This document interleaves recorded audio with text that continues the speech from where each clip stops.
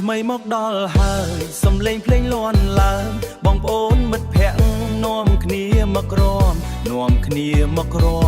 ថ្ងៃនេះកុំគិតអ្វីទុកការងារមួយថ្ងៃញញឹមជាមួយគ្នាអបអរសាទរឆ្នាំថ្មីព្រឹកថ្ងៃចូលឆ្នាំថ្មី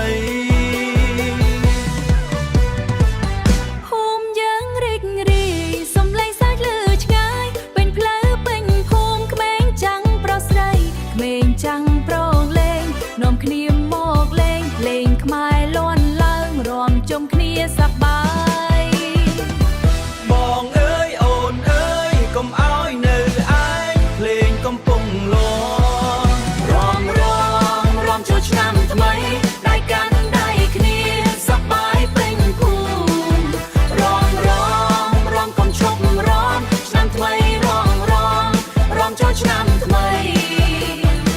ញញឹមសប្បាយជុំវិញគ្នាថ្ងៃនេះសប្បាយណាស់អបអរសាទរឆ្នាំថ្មី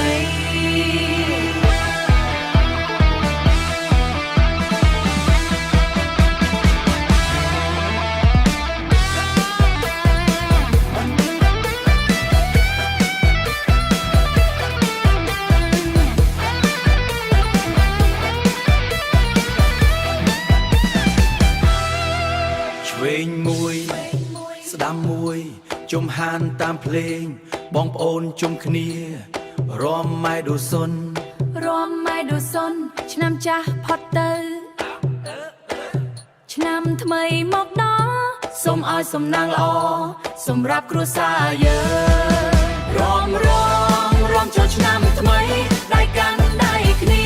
សប្បាយពេញភូមិរំកុំឈប់រំឆ្នាំថ្មីសំណាងល្អអបអរសាទរឆ្នាំថ្មី